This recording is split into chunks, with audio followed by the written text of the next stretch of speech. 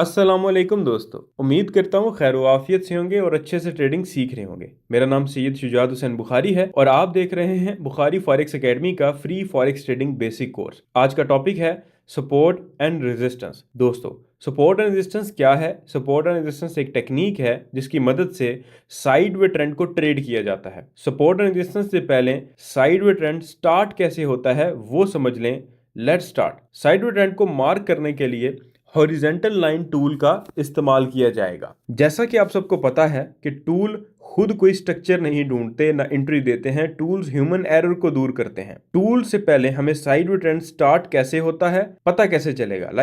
Sideway trend क्या होता है ये हमें पता है, स्टार्ट कैसे होने वाला है ये पता लगाना है ताकि फायदा उठा सके एडवांस में ही। दोस्तों, टूल का क्या काम होता है? टूल का काम होता है कि अगर कोई ह्यूमन से, इंसान से कोई गलती हो रही है, उस कोताही को दूर करना। अगर आपको कोई चीज अपनी नॉर्मल आंखों से नजर नहीं आ रही तो टूल की मदद से आप एक्यूरेट चीज ढूंढ सकते हो। जैसे मैंने टूल्स वाली क्लास के अंदर आपको कुछ एग्जांपल टूल्स की दी थी, स्केल और वगैरह वगैरह की। टूल का इस्तेमाल तब करेंगे जब हमें साइडवे ट्रेंड आता होगा। देखें, साइडवे ट्रेंड बनने की क्या निशानियां होती हैं, क्या स्ट्रक्चर होता है जिस स्ट्रक्चर को हमें रीड करके साइडवे ट्रेंड को ढूंढना होता है। ऐसा नहीं होता मार्केट का कोई भी चार्ट खोला और हमने ये कह दिया, डिसाइड कर लिया कि मार्केट में साइडवे ट्रेंड है, बल्कि बजाय इसके मार्केट का स्ट्रक्चर ढूंढना पड़ता है। जैसे टाइप्स ऑफ ट्रेंड में आपको बताया गया था कि बुलिश ट्रेंड का क्या स्ट्रक्चर होता है, higher low higher high. Sideway का क्या स्ट्रक्चर होता है, रेंजिंग मार्केट। तो इसी तरीके से हमें कुछ स्ट्रक्चर ढूंढना पड़ेगा, देखना पड़ेगा। अगर वो स्ट्रक्चर बन रहा होगा तो उसका मतलब है कि मार्केट साइडवे में है। तो आज की क्लास में साइडवे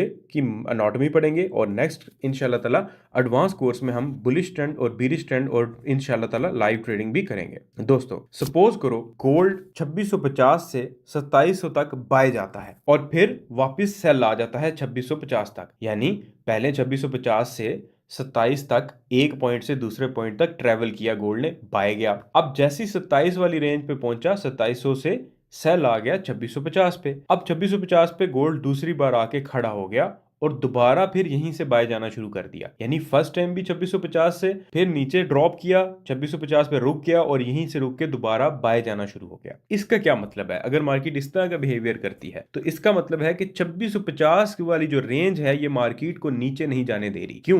पता कैसे चला? एक दफा मार्केट अगर एक पॉइंट से गिरी, दोबारा जब मार्केट उस पॉइंट से फिर जाके फिर दोबारा गिरी तो इसका मतलब है वो पॉइंट मार्केट को ऊपर नहीं जाने दे रहा। इसी तरीके से 2650 से मार्केट फर्स्ट टाइम बाय गई, दोबारा फिर 2650 पे आके फिर बाय चली गई। तो इसका मतलब ये जो पॉइंट है ये मार्केट का एक रेंज बाउंड वाला पॉइंट है। इसी पॉइंट के अंदर ही रेंज बाउंड होने वाली है। तो हम क्या करेंगे, इस 2650 वाले पॉइंट को हॉरिजेंटल लाइन टूल की मदद से मार्क करके रख लेंगे और याद रखेंगे कि जैसे ही मार्केट दोबारा इस 2650 पे आएगी या 2651 पे आएगी, एक दो पिप का या 10 पिप का फर्क हो तो उसका कोई ज्यादा इफेक्ट नहीं पड़ता। दोबारा जब मार्केट इस हॉरिजॉन्टल लाइन से या 2650 की प्राइस पे आएगी, टकराएगी, तो हम यहां से बाय कर लेंगे। किस बेस पे बाय करेंगे? क्योंकि हमें ये इंडिकेशन मिल चुकी है, मार्केट ने सिग्नल दे दिया है। फर्स्ट टाइम बाय गई, दोबारा जब सेम प्राइस से बाय गई तो मार्केट ने आपको इंडिकेशन दे दी कि भाई मैं साइडवे ट्रेंड में जाने वाली हूं।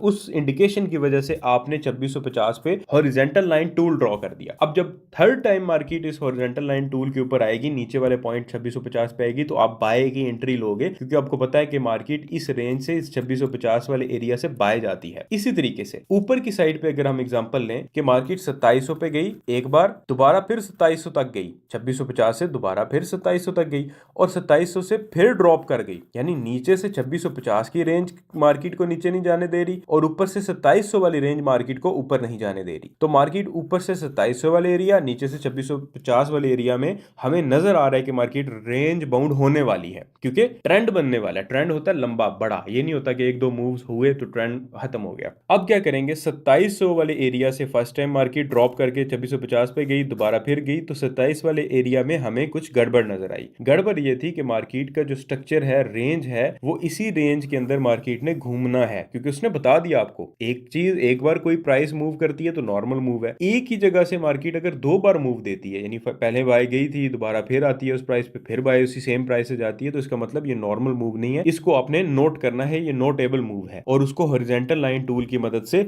मार्क कर लेना है। 2650 नीचे और एक हॉरिजॉन्टल लाइन ऊपर 2700 के ऊपर। अब क्या होगा, जब मार्केट तीसरी बार 2700 वाले प्राइस पे जाएगी तो हम वहां से सेलिंग करेंगे। 2650 से बाइंग, 2700 सेलिंग।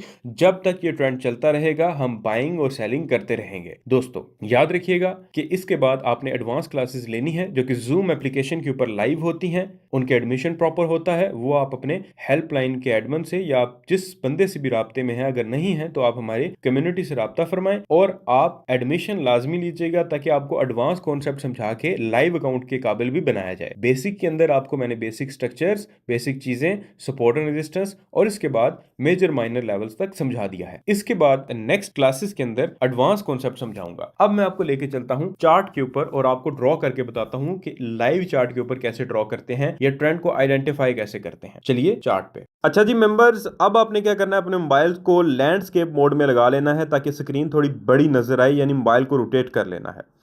इससे ये फायदा होगा जो मोबाइल यूजर है, मोबाइल पे ट्रेडिंग करना चाहते हैं, क्योंकि मोबाइल की स्क्रीन्स भी आजकल बहुत बड़ी आती हैं, तो वो मोबाइल के ऊपर भी मार्केट का स्ट्रक्चर रीड करके ट्रेडिंग करके अर्निंग कर सकेंगे इंशाल्लाह ताला।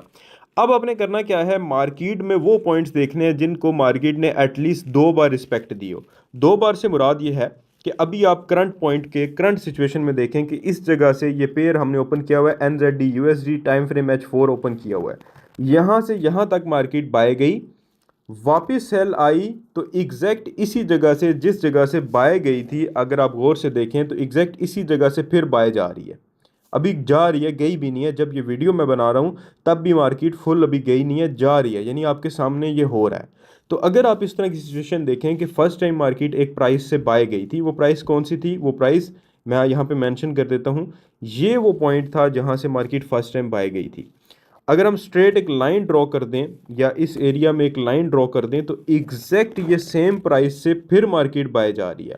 तो सपोर्ट एंड रेजिस्टेंस का रूल ये होता है कि अगर मार्केट एक प्राइस से 2 बार बाय जाती है, यानी पहले गई फिर सेल आई और दोबारा एग्जैक्ट उसी जगह से बाय गई, तो इसका मतलब है कि ये एरिया सपोर्ट है। यहाँ पे हम क्या करेंगे, हॉरिजॉन्टल लाइन टूल की मदद से एक लाइन ड्रॉ कर देंगे ताकि हमें याद रहे। ये मैंने ड्रॉ कर दी इस तरीके से। विक को भी कवर करना होता है, ये जो कैंडल के आपको स्ट्रिंग्स से नज़र आ रहे हैं, इनको भी आपने इंक्लूड करना है, इनको विक्स बोलते हैं। इसी तरीके से नीचे एक लाइन हमें मिल गई जिसको सपोर्ट लाइन कहेंगे, क्योंकि मार्केट एक दफ़ा और दूसरी दफ़ा सेम तकरीबन थोड़ा 19-20 का फ़र्क है बट सेम प्राइस से बाय गई है। यहाँ पे भी आप विक नज़र आ रही होगी आपको, फर्स्ट स्विंग में भी आपको विक नज़र आ रही होगी। अब ऊपर से रेजिस्टेंस लेवल ढूंढते हैं, ऊपर से 2 पॉइंट ढूंढते हैं जिन 2 पॉइंट से मार्केट सेम एक ही जगह से 2 बार गिरी हो।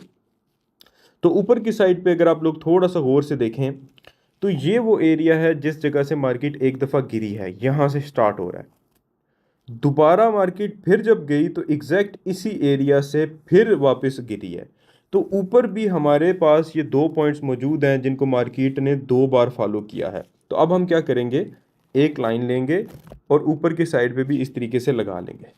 अब ये हमारी सपोर्ट और रेजिस्टेंस दोनों ड्रॉ हो गई है। नीचे वाली लाइन को हम कहते हैं सपोर्ट लाइन और ऊपर वाली लाइन को कहते हैं रेजिस्टेंस लाइन। तो हमें एटलीस्ट दो टचेस चाहिए थे ताकि हमें कन्फर्मेशन हो सके कि मार्केट साइडवेज ट्रेंड के अंदर चली गई है। देखें, डायरेक्ट हम आए, कैंडल्स रैंडम कैंडल्स चल रही हैं, डायरेक्ट हम ड्रॉ करें और बोलें सपोर्ट और रेजिस्टेंस है, तो ऐसा तो नहीं होगा। तो इसलिए हमने पहले स्ट्रक्चर देखा कि मार्केट किस स्ट्रक्चर के अंदर मूव करने की कोशिश कर रही है। तो हमने देखा कि मार्केट एक स्पेसिफिक पॉइंट से एक स्पेसिफिक प्राइस से रिसेंटली बाय गई थी, दोबारा मार्केट उस प्राइस पे आई, दोबारा फिर उसी प्राइस पे बाय जा रही है, यानी ये जो एरिया है इस जगह से बाय गई थी यहाँ तक, दोबारा जब इस एरिया पे आई फिर बाय जा रही है। तो इस एरिया को हमने सपोर्ट के तौर पे हॉरिजॉन्टल लाइन की मदद से मार्क कर लिया। इसी तरीके से ऊपर की साइड पे भी हमें 2 पॉइंट्स मिल गए जिन 2 पॉइंट्स की मदद से हमने ऊपर भी रेजिस्टेंस लेवल ड्रॉ कर लिया, ये और ये। तो हमने क्या किया, एक रेजिस्टेंस लाइन ड्रॉ कर दी। अब इसका फ़ायदा क्या होगा, क्योंकि ट्रेंड का मतलब होता है लंबा चलेगा, बड़ा चलेगा। तो अब आपने क्या किया है, स्टार्ट में ही साइडवेज ट्रेंड को आइडेंटिफाई कर लिया है। अब करेंगे कि मार्केट जब तीसरी बार इस पॉइंट पे जाएगी ऊपर वाली लाइन से, तो यहाँ पे आप सेल की एंट्री ले सकते हैं और दोबारा नीचे जाएगी तो बाय, सेल, बाय। जब तक ये सिलसिला चलता रहेगा आप बाय सेल करते रहेंगे और मार्केट आपको प्रॉफिट देती रहेगी। लेकिन इस नॉलेज को यूज़ करके अभी आपने रियल अकाउंट पे नहीं आना, क्योंकि ये इनकम्प्लीट नॉलेज है। आपने रियल अकाउंट आने से पहले एडवांस की लाइव क्लासेस लाजमी लेनी है। लाइव क्लासेस के बाद आप रियल अकाउंट को यूज़ कर सकते हैं। देखें, होता है कि अवाम ये समझती है कि कोई फॉरेक्स में ऐप होती है, उसमें ऐप में पैसे डालते हैं और बैटिंग करते हैं, जुआ लगाते हैं। ऐसा नहीं होता। फॉरेक्स के अंदर प्रॉपर आपको कोर्स करना पड़ता है, फिर ब्रोकर चूज़ करना पड़ता है। ब्रोकर फिर आपको प्लेटफॉर्म देता है। सी ट्रेडर एक प्लेटफॉर्म है, ब्रोकर नहीं है, एक सॉफ्टवेयर है जो ट्रेडर्स यूज़ करते हैं। इस सॉफ्टवेयर के ऊपर मार्केट का स्ट्रक्चर रीड करते हो और जिस स्ट्रक्चर के अंदर मार्केट हो उस तरफ फिर ट्रेडिंग करके पैसे कमाए जाते हैं, जो कि अगर आप मेरे से बेसिक सीख रहे हो तो आपके लिए बिल्कुल आसान कर दूंगा। और एडवांस के अंदर जो Q&A होगा वो भी मैं खुद इंशाल्लाह ताला कंडक्ट करूंगा। अभी भी आप हमारी टीम से अपने सवाल, अपनी कन्फ्यूजन्स और ये चीज़ें इंशाल्लाह ताला क्लियर कर सकेंगे। तो ये रही सपोर्ट एंड रेजिस्टेंस की कहानी। मैं और पेयर्स के ऊपर भी एक और एग्जांपल आपको दे देता हूँ गोल्ड की। अच्छा, टाइम फ्रेम की कोई कैद नहीं है, जो मर्जी टाइम फ्रेम हो उस टाइम फ्रेम के ऊपर सपोर्ट एंड रेजिस्टेंस काम करेगी। अब ये देखें, गोल्ड के अंदर नीचे से ये लेवल है और ऊपर से अभी ये लेवल बना नहीं है, बट पॉसिबिलिटी है कि ये जो ऊपर वाला लेवल है ना, ये वाला होगा। अभी बना नहीं है, कंफर्म नहीं हुआ। कंफर्म तब होगा ऊपर वाला लेवल जब मार्केट 2 बार टच करके उस पॉइंट को बाय या सेल करेगी सॉरी। बाय वाला पॉइंट तो कंफर्म हो गया, यानी सपोर्ट कंफर्म हो गई है। रेजिस्टेंस भी कंफर्म नहीं हुई, यानी अब थोड़ा सा गौर से मेरी बात सुन लीजिएगा। एक बार मार्केट यहाँ से बाय गई, दूसरी बार फिर इस पॉइंट से बाय गई, तीसरी बार फिर बाय गई। ये तो खैर एक्स्ट्रा कंफर्मेशन हो गई ना, लेकिन 2 बार इनफ है।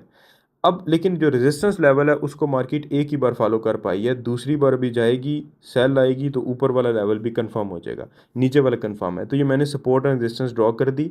ऊपर वाला लेवल मुमकिन शक के बेस के ऊपर मैंने ऊपर भी ये रेजिस्टेंस ड्रॉ कर दिया। तो ये रही साइडवे ट्रेंड और ये रहा सपोर्ट एंड रेजिस्टेंस। ये सीखें। ये सीखने के बाद एडवांस कोर्स लें, आपको बहुत ज़्यादा फ़ायदा होगा। और उसके बाद आप रियल अकाउंट के ऊपर आएंगे, वहाँ हम आपको बताएंगे कि ट्रेड एग्जैक्टली लेनी कैसे है और मज़ीद नॉलेज इसके अंदर कैसे ऐड करना है और एक प्रॉफिटेबल कामयाब ट्रेडर कैसे बनना है। दुआ में याद रखिएगा। अल्लाह हाफिज़।